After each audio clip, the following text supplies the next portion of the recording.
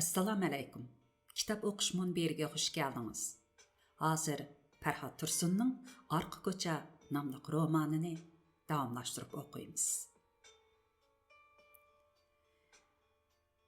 Men bu natonish shaharda hech kimni tonimayman. Shunga biror kim bilan do'st bo'lishimmi, biror kim bilan dushman bo'lishim mumkin emas. Men yo'lda o'tib ketib atgan odamlarning bor yoki yo'qligini bekitish qiyin bo'lgan gavdalarga qarab turganimda birdanla hozir soat necha bo'ldi? Hozir kechimi, kunduzmi? Bugun kunga nima? Bularni har qancha qilibmi aslab topolmaydiganligimni bilib qoldim. Bu qaysi oy?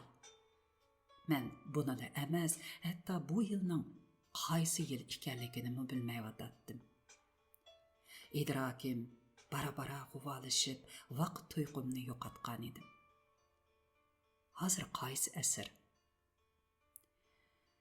Oxirida bara-bara men o'zimning qaysi eraga tabaligimni bilolmadim. Men vaqtning ichida eziqqan edim. Men odamning bo'shliqda emas, balki vaqtdimi sargardon bo'ladiganligini, mushu cheksiz vaqt qo'ynidimi o'ziga munosib o'rin topolmay qiynaladiganligini his qildim. Balkim hamma odam vaqt ichida sargardondir.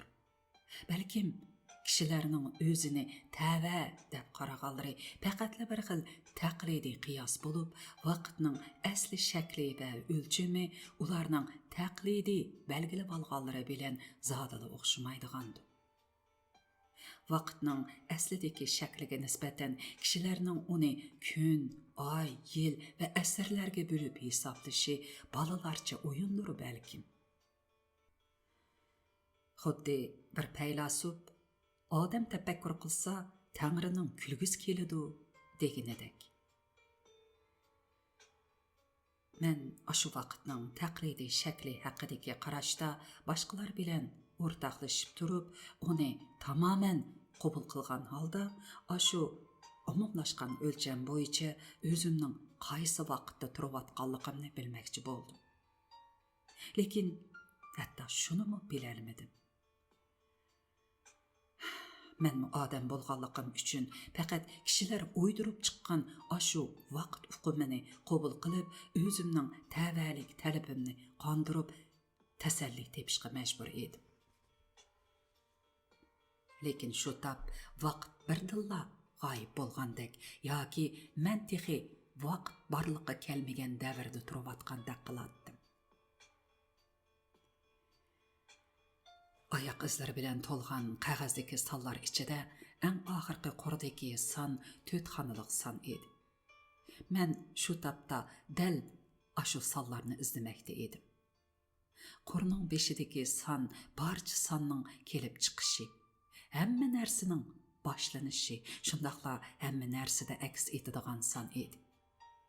Bu son menga cheksiz tuyg'ularni baxsh etdi. Chunki dunyodagi barliq son uning xilma-xil shakldagi zohiri edi. Shu qordagi ikkinchi son bo'lsa, sonlarning eng oxirgisi bo'lib, barcha sonlarning xotimasi edi. İnsanlar davomliq oxirlashish davrini shu son bilan bog'lab qiyos qilishadi. Bu son o'lim va tugallanishdan bishorat beradi. Qog'ozdagi uning kayniga yozilgan son bo'lsa, dal uning ta'tiri bo'lib, beradigan bishoratlarimi butunlay uning aksicha. Kishilar uni dastlab hayotlikqa, keyin jinsiy kuchga, oxirida shaytonga bog'lab to'xtagan. Bu qurning eng oxirdagi son bo'lsa, ikkinchi sonning takrorlanishi edi. Men bu 4 sonning oldingi ikkisini ma'lum bir Qur'onning nomeri, kaynidagi 2 sonni bo'lsa, ma'lum bir uyning eshik nomeri deb faraz qildim. Mana shu Tötxanalıq san meni bu tar, nəm və tamlardan tartıb layның iççiğan purğa kelib turadigan arqa ko'chada nələrgidir söyrəb elib ketib atadi. Bu mən bugün izdigan axırqı san edi. Sanğa bolğan normalsız qiziqish əsrlər boyu nurg'un kishilarning beshiga chiqqan. Ular sanlar orasidagi sirliq munosabatni tepib chiqish orqali koinotning manbasi haqida izlanmoqchi bo'lgan. Xudo tarafidan cheklangan, ya'ni insonning aqli yetib borolmaydigan taraflarni bilishga qiziqish kishilarni vahimaga solgan. Şunu ular daim o'tqa tashlab kuydirilish jazosining tahdidiga uchrab kelgan.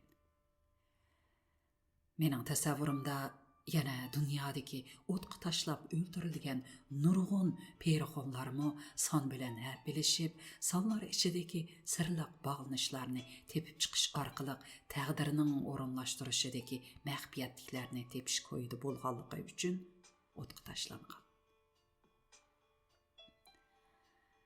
Ularning o'tqa tashlanishi Dağduyning zapxozning yuqoridan tekshiruvchilar kelishi ma'lum bo'lgan hamon hisobot daftarini o'tqa tashlashi bilan o'xshab ketdi. Yana bir munch pulni qog'oz o'xshaydi deb ko'ydirib o'ynagani uchun beshini dodisi ko'yiyotgan mash ichiga tiqavatgan 3 yoshlik bolaning beshiga chiqqanimi dal shu sondir. Dadam menga doim qo'rqinchli ishlarni, ya'ni birovning 3 yoshlik bolasi pulini qog'oz o'xshaydi deb ko'ydirib o'ynagani uchun beshini o't ko'yiyotgan mash ichiga tiqavatgani. Yana birovning bolasi dalida uloq beqib etib, qo'yining putini sundirib qo'yganligi uchun bolasining putini qo'yninkiga o'xshash sundirib atgani. Yana kimdir birovning eshak harvisini zaykashga patirib qo'yganligi uchun balasının beşini zaykashning ostidagi loyga patirib qo'yib ketgani qatorliqlarni hikoya qilib beradi. Bu ishlar rost bo'lgan ishlarmi emas, dadam to'qigan ishlarmi emas, rost yolg'on bilan butunlay munosabatsiz ishlardek bilinadi. Nemishqidir u ishlar o'tmishga emas, kelgusidagi ishlardek tuyuladi. Mana hatta gazetdagi xabarlarmi shundoq bilinadi. Har kuni ishxonaga kelgan gazetni ichibla ko'zim tushgan so'z o'pka kesligi munosabatli so'z bo'lsa, xuddi mening pat yaqinda o'pka kesligiga giribdor bo'lishimdan bishorat berish uchun ashu gazetga besilgandek bilinadi. Shuning bilan intayin cho'nqur bir xil umidsizlik meni birdilla halsirtib, o'zimni udul kelgan joyga tashlabla yetib olg'im keladi.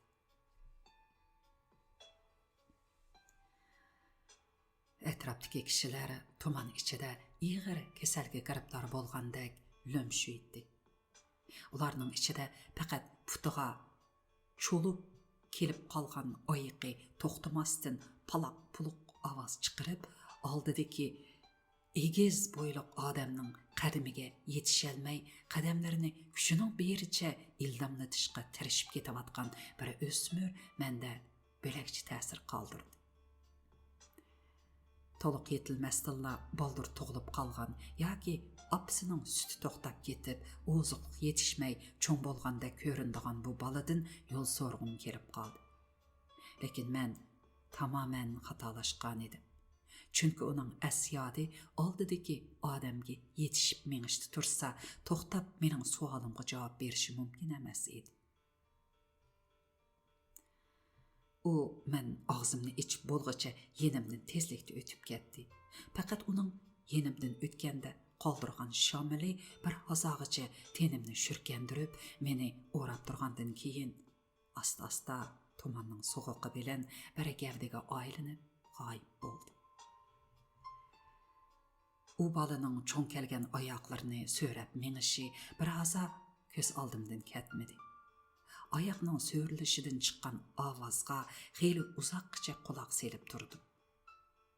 Bu ovozning bola xeyli jiroqlab ketgandan keyinmi nemishqa quloqimga anglanib turdiganligiga hayron qoldim. Chunki bu reallikqa uyg'un emas edi.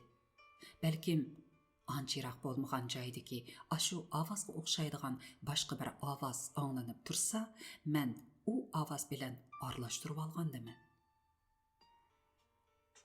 O'smir balani boshlab ketayotgan odamning chiroyi nihoyatda jiddiy tus olgan bo'lsa-mu, lekin uning minishi yanala atrofdagi boshqalarnikiga o'xshash intayin jonsiz tuyuladi.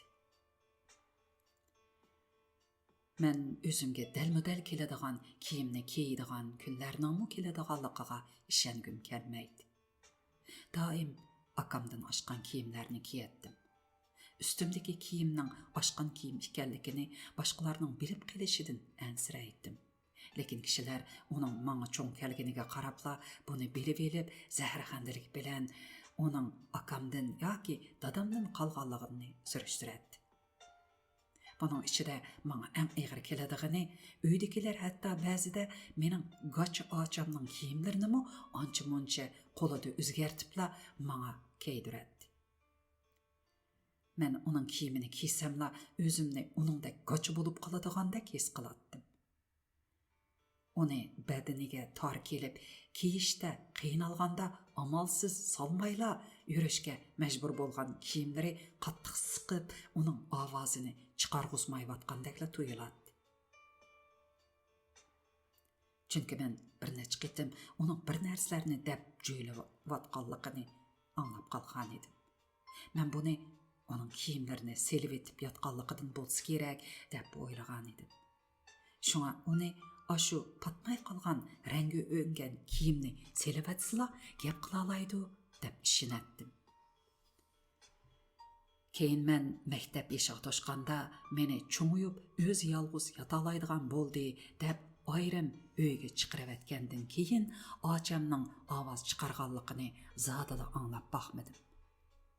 Shuning bilan bara-bara o'zimning ashu aslimisidan gumonlanadigan bo'lib qolgan edim. Albatta, bir o'g'il bola uchun qiz bolaning kiyimini kiyganligini kishilarning bilib qolishi tasavvur qilg'isiz ahonatlik ish edi. Lekin buni hech kim bilolmadi. Chunki ochamning kiyimlari ichidagi qizil, tizil rangdagilari bakmu oz bo'lg'ashqa, undaq ranglardagini emas, balki erlarninki bilan o'xshash ranglardagilarini menga o'zgartib beradi. Shunga men doim uning qizil ranglarda kiyim kiyishini orzu qilardim. Chunki bundaq rangdagi kiyimlarni uydagilar menga o'zgartib kiydirmaydi. Nemeli bo'lmasin, men uchun qizlardan oshgan kiyimlarni kiyish qo'rqinchli edi. Kishilar orasida ayollarning kiyimini kiygan o'g'il bolaning jinsiy a'zosi g'oyib bo'lib ketadi yoki kichiklab ichiga kirib ketib, ayollarning jinsiy a'zosi bilan o'xshash bo'lib qoladi degandek gaplarni davomli anglab turardi. Men ochamning kiyimidan o'zgartirilgan kiyimni kiygandan boshlab davomli xufiyona joyini tepib, ishtinimni pastga tushirib, zanzilib, uzoqdan uzoq qarab boqatdim. Ocham erga tegib ketganda uning kiyimidan o'zgartirilgan narsani kiyishdan qutuldim deb bek xo'shal bo'ldim. Lekin u keyincha erining kiyimlarini qo'shib akiladigan bo'ldi.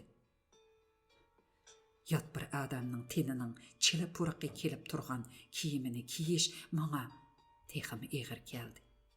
Xuddi u odam doim ashu kiyim bilan yig'ildi yetib qopqandek bu kiyimlarni qayta yuyivatgan taqdirdami ashu puroq zodili ketmaydi. Davomliq men degan ko'zlari bilan qarabli turadigan, tiniqidan chomg'uru o'risining puraqi kelib turadigan, yuzlarini ching, lekin qurg'oq terilardan kepak o'rlab turadigan ocham bakli kichik erga berib etilgachga o'zidan 30 necha yosh cho'ng bir er bilan untinsiz bir mazgil birga o'tdi. Biroq keyin o'ruqqani kelgan toz yorisi gajgisining terisini boshqa yerlardan farqli qilib qo'ygan, xuddi boshqalarning diqqat qilmay qilishidan ansirgandek doim yoqsini gadiniga tushirib olib, ashu yerni chiqarib turib qashlaydigan bir yetimchi bilan qochib ketdi. Maylashib ketgan shapaq bo'kida yo'ldan o'tib ketayotgan ayollarga jigdi beradigan bu ablahni nihoyat tezla unutib ketdim. Lekin achamning qochib ketganidan bak xo'shal bo'ldim. Gerçi dadamning uni tutib olsa, qandoq o'ltirdiganligini yipidan yengisigacha inchike tasvirlab qasam ichishlarini anglab berish meni aytqusiz bearam qilsimi, shuning bilan uning kiyimidan o'zgartilgan narsani kiyishdan qutuldim. Akammo keyincha uydan izsiz g'oyib bo'ldi. Uning o'zidan 40 yosh cho'ng bir ayolni elib olganligi, yurt oralab xish qo'yib jon beqiyotganligi, heliqi ayoldan ayrilolmas bo'lib qolganligi. Boshqalar 18 yoshlik shundoq chiroyli qizini beray desimi, unimay ashu ayolga agishib yurganligi, qatorliqlar haqidagi butunlay ishonchsiz ma'lumotlar va kelish manbasini topqili bo'lmaydigan xabarlardan boshqa uning bu dunyoda mavjudligini isbotlaydigan hech narsani bilmadik. U mangulik g'oyib bo'lgandek qiladi. Uning g'oyib bo'lishi uyimizga g'azabdan boshqa narsa elib kelmaydi. Chunki uning yo'qolishi uydagi bir amgak kuchining ozayib ketganligidan derak beradi. Qaysi yili biri eshigimizning o'lib ketgani bilan o'xshash ish edi. Farqi faqat shuki, eshak o'lib ketganda dadam bir necha kun hech kimga gap qilmay yurgan edi. Lekin akam qochib ketganda u to'xtamay tilladi. Akam yo'qolgandan keyin garchi u qiladigan ishlar mening zimmamga tushib, yukim ig'irlab ketgan bo'lsa-mu, lekin uning kiyimidan o'zgartilgan narsani kiyishdan qutulganligimga xushal edim. Shu tab qayoqdandir kampit puraqi keldi. Bu puraq xoladagi ichigan suydik puraqi bilan orlishib ketgan bo'lsa-mu, yanada parag'atgili bo'ladi. Balkim yenimdan og'ziga kampit selib olgan bir bola o'tgandi. U sholdamlarini kontrol qila olmaydigan bola bo'lsa, og'zida kampit sho'rgandan keyin iqib chiqqan sho'lgay shundoq puraq tarqatgandi. Kim biladi, yoki doktorxonaning puraqidan qo'rqadigan birov badaniga kampitga o'xshaydigan puraqqa ega atir sepib oldimi texi? Men keyin boshqalardan kampit degan narsaning bizmi ig'iz tegishga muyassar bo'la olgan, hamma yerdan tepiladigan mevalardan yasaldiganligini anglab, qattiq umidsizlangan edim. Chunki mening nazarimda kampit mavjudligini faqat tasavvur qilishga bo'ladigan, lekin yetib borg'ili bo'lmaydigan, bir afsonaviy joylarda tasavvurmi qilg'ili bo'lmaydigan bir kimlar tarafidan yasalgan bo'lishi kerak edi. Odamga o'zi shu qadar murakkab o'ylagan ishning oddiyligini tuyuqsiz his qilib qilishdanmi azobli ish bo'lmasa kerak.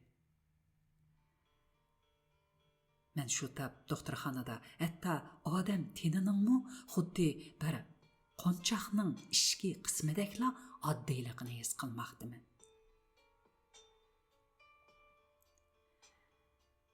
Ishiklarning ustidagi g'uva, numur va belgilarga qarab ketib etib, mushtumdak cho'ngliqdagi bir toshga putlashib yiqildim.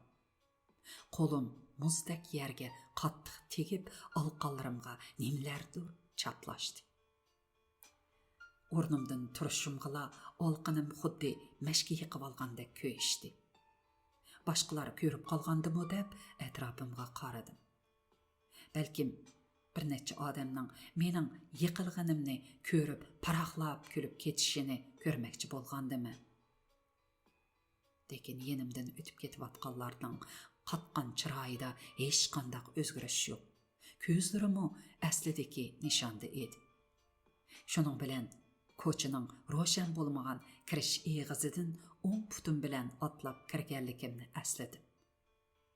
10 putimni elib kirganligim nihoyat aniq edi. Lekin men turibla buningdan gumonlanib qoldim. taşqa putlaşıp ketganlikim bunun bisharati edi. Şəhərinin bu arqa koçisi şəhərinin ən mərkəzi joylarının biri bo'lib, şeğillik yoki soydan jiroq edi. Şuna bu taş bu yerga xuddi odam urish uchunla ilib kelingandek. Uning odamlarni yorlantirishdan boshqa roli yo'qdek his qildim. Shuning bilan toshga engishib, obdanroq qarab baqdim.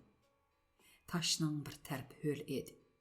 U menga xuddi qon yuqidek tuyulib ketdi-da, ixtiyorsiz uni qo'limga elib silab baqdim. Muzdek soğuq taş köyüvatqan alqanlarımni qaytadan muzlatdı. Men bir necha qadam mengib, biri derazaning tubiga kelib, derazadan tushib turgan yo'riqda qo'limda qolgan o'lga qarab baqdim. Qo'limga toshdan yuqqan suyuqliq rostilla qandaq qiladi. Men birdilla shurkinib, bulg'angan qo'limni qandaq pokizlashni bilolmay qoldim. Shunda derazaga qarab beqib, deraza pardasining qizil ekanligini ko'rdim. Balkim ashu deraza pardasidan tushgan nur qo'limdagi ho'lni qizil qilib ko'rsatgachga, u menga qanday tuyulib ketgandi. Shundala sal tiniqimni elib deraza pardasi boshqa rangda bo'lgan biror derazaning yo'riqida ko'rib baqmoqchi bo'lib mangdim. Inchga diqqat qilganda yo'l bo'yidagi uylarning ba'zilarining yangiroq ekanligini belgilab bo'ladi. Ko'chaning agri-bugri va ratsizligi har qanday bir uyni qaragan kishiga o'xshashla intayin ko'na va abjig'i chiqib ketgan qilib ko'rsatadi. Uylarning yangiroqlarining selingandan beri texi ishikiga nomer yozilmagandek qiladi. Başqalarının bolsa nomerlari bəkmi qalaymaqan edi.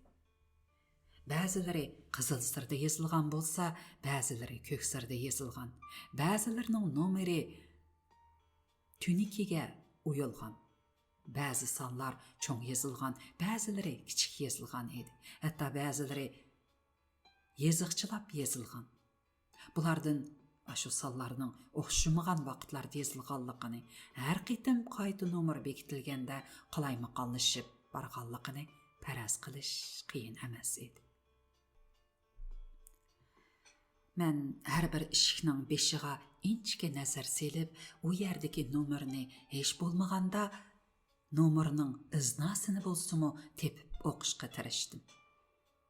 Ba'zi nomerlar bakla o'chiq bo'lg'ashqa uni faraz qilib o'qib chiqish uchun alohizal bir haza eshik oldida turib, xuddi arxeologiya olimlaridek tadqiqot ilib berishga to'g'ri keladi.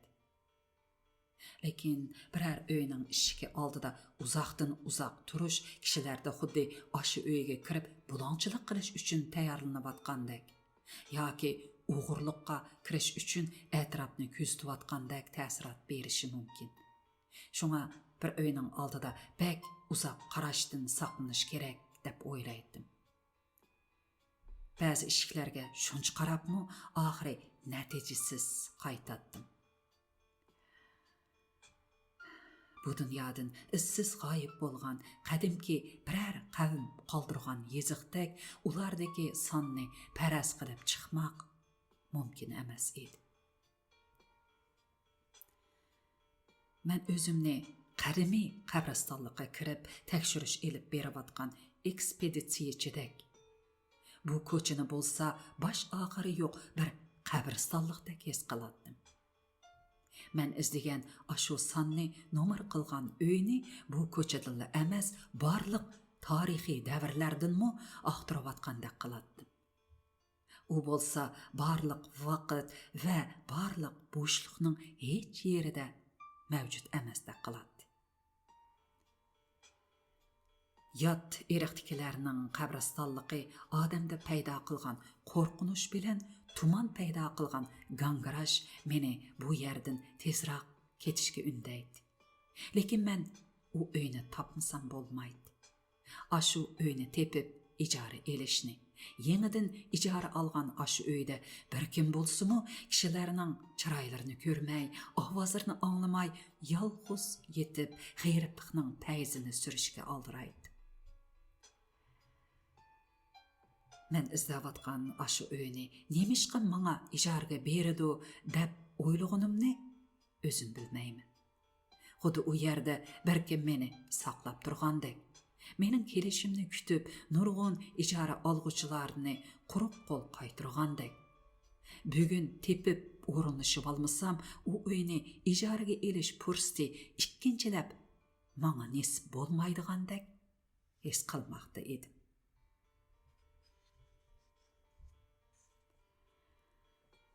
Tuman ichidagi bilinar, bilinmas suv zarrachilari yuzlarimni muzdek so'g'ib chaqatdi. Nədindir g'oyat zo'r bir narsaning, qonaltirdan yasalgan, intayin ig'ir bir narsaning egiz yerdan taranglab tushib ketgan ovoz anglandi. Bu ovoz jiroqda qurilish qilayotgan bir joydan kelgan bo'lishi mumkin. Bu ovoz tumanni bir silkib o'tib ketgandek bo'ldi. U yana toliqsiz o'tirdiki matematika muallimimning bir tarbiga kegiz parçası bekitilib yasalgan öçürgüç taxtayını şirəgi qattiq urğan avazı bilen birikib ketdi. O mening diqqatimni doskaga bermay, xiyolga petib qolganimni bayqab qolgan edi. Men shu tapda o'zimning sinfdagi o'qish nomerimni savaqdoshlarimning o'qish nomeriga bir-birlab qo'shib yezib, uningdan chiqqan natijaning nimalardan bishorat berdiganligini o'ylamoqda edim. Her bir sanның berdiğan ma'nolarini izlashga tirishdim. Sonlarni harf hisoblab, bir-biriga qo'shib o'qib baqsam, hech qanday ma'no chiqmayotdi. Bu menga ashu o'qish nomeridagi balalar bilan hech qanday aloqam yo'qligini, ular bilan bo'lgan munosabatimning xuddi bir necha ma'nisiz tovushni bir-biriga qo'shsa, yanala ma'nisiz bo'g'imlar kelib chiqqandek bir-biri bilan bog'lanishsiz bo'layotganligining ifodasi edi. Dunyodagi son-sanoqsiz tovushlardek, metallardan chiqqan tovushdek, suv tomchisidan chiqqan tovushdek, o't ichidagi ho'l yog'ochdan chiqqan tovushdek, men ular men uchun birli sado chiqarib yo'qab ketadigan tovushlar edi. Men özümning o'qish nomerini dastlab birovning o'qish nomerining keyiniga ulab baqdim. Hech qanday ma'no shakllanmaganda ularning o'rnini almashtirib, o'zimning o'qish nomerini uning o'qish nomerining oldiga qo'yib baqatdim. Men qo'shnimizning Qoramtul qizining o'qish nomeri bilan o'zimninkini ulab yezib baqsam, birdilla mening tug'ilgan kunim chiqdi. Men hang-tong bo'lib turib qolgan ashu daqiqada muallim g'azab bilan shira ustiga o'chirgich taxti bilan birini urib, hammamizni andiktiribdi. Cho'chib uningga qarab edim, u meni o'rnimdan turishga buyurdi. Men o'rnimdan turdim. Qo'shnimizning Qoramtul qizining bir tal o'rilgan to'm va qora chechining o'tirsiga chigib qo'yilgan oshqushni ko'rdim. O'qituvchi so'ragan savolga javob berolmaganligim uchun meni o'tirg'a chiqarib, o'ri turg'izib qo'ydi. Men ashu yerda dars tugigacha o'ri turdim. Men yana u yerda beshimni egib turishim kerak edi. Men pat-pat yerning tegidan ashu qizga qarab qo'yatdim. U bo'lsa meni ko'rmagandek zehni darsda edi. Men yanala uning o'qish nomeri bilan o'zimning o'qish nomerining bir-birining keyniga ulab avara edi. Meni texmi hang-tong qoldirgani shu bo'ldiki, o'zimning o'qish nomerini uning o'qish nomerining oldiga ulab baqsam, bu navbat uning tug'ilgan kuni chiqdi. Mana bu mening sonlar orasidagi mangulik sarsalliqimning boshlanishi edi. Shu tap yo'l ustiga sizib qo'yilgan sus bir siziqdan sol putum bilan otlab tashildimda, birdinla İçimni bir xil vahima besib oldi. Shuning bilan o'ng putimda otlaydiganga yana bir siziqqa uchrash uchun qadamimni tezlatdim. Bu orqa ko'chada endi siziq uchirmaydigandek qiladi. Men sol putim bilan otlab tashlagan siziq zodi nima siziqdi? Keynimga qarsam, tuman ichida siziq emas, hamma narsa g'oyib bo'lgan edi. Go'yo men helili chiqib kelgan taraf mavjud emasdek. Men o'zimni bu ko'chaning yana bir cheksidan emas, balki cheksiz bir yo'qlik ichidan chiqib kelayotgandek his qildim.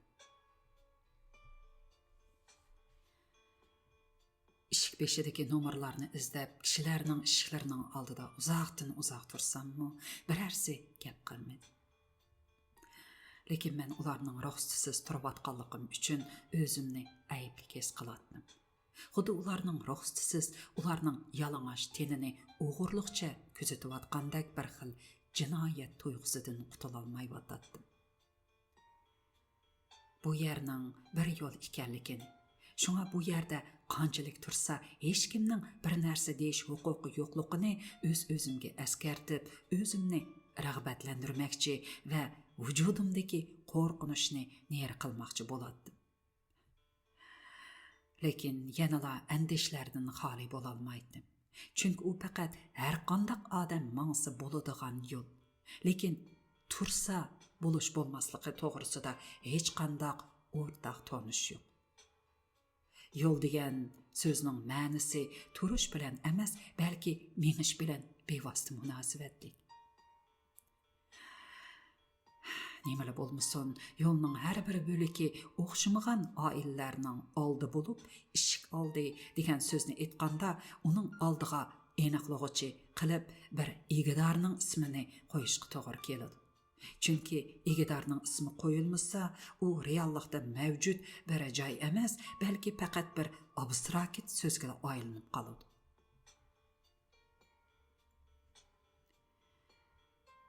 Şallari bir-biridan ajrab, shalaqshib qolgan bir ishik oldida to'xtadim. Ishikning siri ko'k rangda bo'lishi mumkin. Nayt ko'nrab ketgachga o'ngib sus kul rangga kirib qolgan. Balkim yeşil rangdidir deb o'yladim. Chunki bir mahal kishilarda yeşil rang bahorni va hayotlikning jo'sh urib turganligini ifodalaydi deydigan qarash sun'iy holda shakllanib qolgan. Şunun bilan kishilar bas-basda ishik derazalarini yeşil sirlaydigan bo'lib ketgan edi. Lekin sirlangan narsa ziroat emasdi. Yeşil rang ziroatning ustida turganda bahor va hayotlikni ifodalaydigandek tuyg'u bergini bilan boshqa narsalarning ustida turganda bo'lsa o'lim va chirib qilishni ifodalaydigandek tuyg'u berishi mumkin. Menga ana shundoq yeşil rangda sirlangan ishiklar xuddi yer ostida chirib ko'kirib ketgandek ko'rinib, uningdan otlasamla yovvoyilik davriga berib qoladigandek his qilib ketadi. Ishikning ustidagi son ikki xil bo'lib, biri sal o'chik, xeyli zamonlar ilgari yozilgandek ko'rinadi.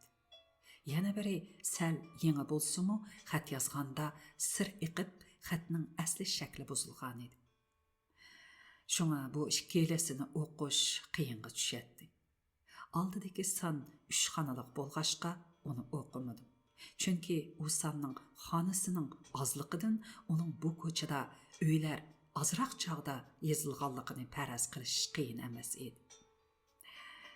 Keyingi son 4 xonalik bo'lib, birinchi son bilan oxirdagi son biroz aniq, faqat o'ttirdagi ikki sonni faraz qilish qiyin edi. Men o'zimni xatni yozg'uchi o'rnida tasavvur qilib turib, xiyolimda ashu ikki sonni qaytadan yezib chiqib, sirning iqib ketish yo'nalishini faraz qilib, uni o'qishga tirishdim. Lekin dal shu chog'da ishik ochildi. Ishikni ochib chiqquchi bir ayol edi. Ayol chiqibla meni ko'rib, bir cherqirdi-da, qo'lida ko'tarib olgan narsalarini tashlab etib, orqaga burilibla qechib kirib ketdi. Uning o'rab ko'tirib olgani chiniqachilari bo'lsa kerak, yerga tushib jaranglab sundi. Öy ichidan yana bir kimlarningdir varqirab uningda nima ish bo'lganligini so'ragan va tilligan ovozlar anglandi. Men bu esimni tepib bu yerdan darhol yiroqlash uchun ildam qadamlar bilan menib ketdim. Ko'z oldimda g'azablangan odamning ko'pib ketgan go'ran tomirlari gavdlanib turadi. Bir necha qadamdan keyin ular qo'g'lab chiqqan taqdirdimi, u yoq bu yoq o'tishayotgan kishilarning orasidan meni farq qilolmas deb o'ylab qadamimni ostilib mangdim. Uning ustiga tez mangsam, ular meni texmi oson berib olishi mumkin edi.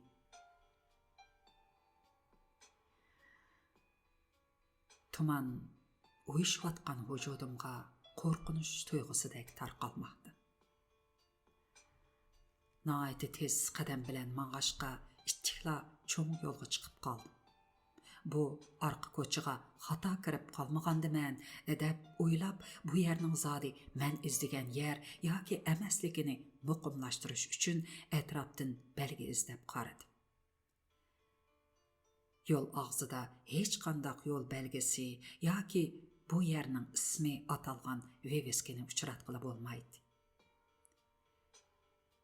Ko'chadagi mashinalarning ovozi qaytadan nervamni egiligili turdi. Daim mashinalarning ovozi bilan to'lgan cho'ng ko'chalarga chiqsamla, bu shavqun menga bakmi kuchlik belinib ketdi. Lekin birdamdan keyinla u menga eng qattiq timtaslikdakla to'yilib ketdi. Xuddi barcha xil rangni o'xshash nisbatda aralashtirsa, oq rangni shakllantirgandek barcha ovoz birlashib ketsa-mu, jimjitlikni shakllantirsa kerak. Mashinalarning dahshatli shavqinlari bilan to'lgan ko'chadan qo'rqinchli sukutni es qilishga boshlashim bilan tangla mening qo'liqimga ashu so'zib uzoqdan uzoq varqiragan ovoz anglandi. Shu topda irratsional sonning mavjudligini oshkorlab etishdek kishiga vahima va kirsiz tuyg'usi elib keladigan ashu ovoz yana o'zining ajoyib sirliq jalbkorligini namoyon qilmoqda edi. Men u ovozning mavjudligini hech kimga oshkorlay olmayman. Xuddi mistitsizmchilar o'zlarining bayqishini nomahramlarga oshkorlamagandek. Boshqalarga oshkorlanganlar persiyalik bastomidek yoki yunonlik hipposdek o'ltirildi. U ovoz meni tinimsiz chaqirmoqda. Men bo'lsam uni anglamasga solaman. Shuncha diqqat qilib anglasammi, uning zodi nima ovoz ekanligini bilolmayli qolmasdan, diqqatimni yiqqan sari u ovoz qaytadan parchalanib, yana son-sanoqsiz ovozlarning aralashmasiga qaytib g'oyib bo'ldi. Balki men u ovozning nima ovozligini boshqalardan emas, dal o'zimdan yoshirayotgandim.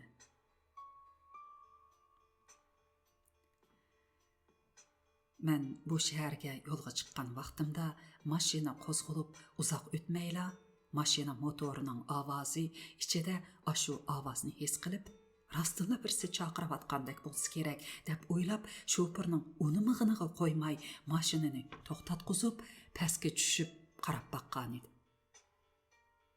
Pastga tushib qarasam, bayovandagi uzoqdan uzoqqa so'zilgan tosh yo'lda insi jin yo'q edi. Shundan keyin u ovozning mavjud emasligini bilsammi, lekin ovoz chiqqan tarafga qarab beqish vasvasasidan qutulolmay ketadi. Mashinalarning chiroqlaridan zaharlik yorug'liq tarqalib turadi. Binolarning derazlari xuddi oldamchilikqa posh bo'lish oldida turgan odamning ko'zlaridek ko'kish nur chaqnatib, so'g'uq yaltiraydi. Binolarga esilgan har xil rangdagi chiroqlar va chaqnab turgan viveskalar soqaymas yoridek goh o'chib, goh yo'qolib turadi. Mən yolның yana bir tərəfiga ötüb, o tərəfdəki koça eğiziga qarab baxdım. Bu koça mən mengib gəlgən koçanın davamidək qılatdı. Koça eğizida yol belgisi bar bo'lib, tuman ichida xuddi helala to'zib ketish oldidagi xiyoliy sho'ladek ko'rinadi. Mən ko'zimni uzsamla u yo'qolib ketadigandek tuyuladi. Şoňa mən yol belgisiga ko'zimni uzmay qarab turdim. Lekin aşu yol belgisiga qarab bu koçaning mən izdigan uy bar koça emasligini bildim. Çünki bu koça mən mengib kelgan koçadan keng bo'lib, koça eğizi mən chiqqan koçaning eğizidan xeyli qiypash edi. Goya mən qarab turib atgan aşu daqiqada tuman aşu koça eğizini mən chiqib kelgan koça eğizidan yiroqlashtirib, uning og'zini boshqa yoqqa qartib etib bargandek qiladi. Bir haza etrafni közetiş orqali yanala mən bayatın aylangan koçaning mən izdigan uy bar aşu koça bo'lishi mumkinligini jazmlashtirdim va qayta qarab chiqmoqchi bo'ldim. Mən ishxona oldidan bu yerga kelgacha tamoman heliqi ezutqu qog'ozdagi meni butunlay ilkiga olgan sonlar ichida kelgan edim. Mening ishxona oldidan bu yerga kelishimla emas, amaliyotda butkul insoniyatning tarixi insonlar nimanidir kutib sanagan tarixidan iborat. Asta mengayotgan bir mashinaning sus jigar rangi kirib qolgan chiraqini bir narsa to'sib o'tdi. Chiroq nuri ikkinchi qitim ko'ringanda boshqa bir rangga kirib qoldi. Bu manga keyninga yan degan belgidek tuyulib ketdi. Men yana qiypash uduldagi ko'cha og'ziga birdam qarab turdim. U yerda g'uva ko'rinib turgan odamlarning ko'lankalarini sanashga boshladim.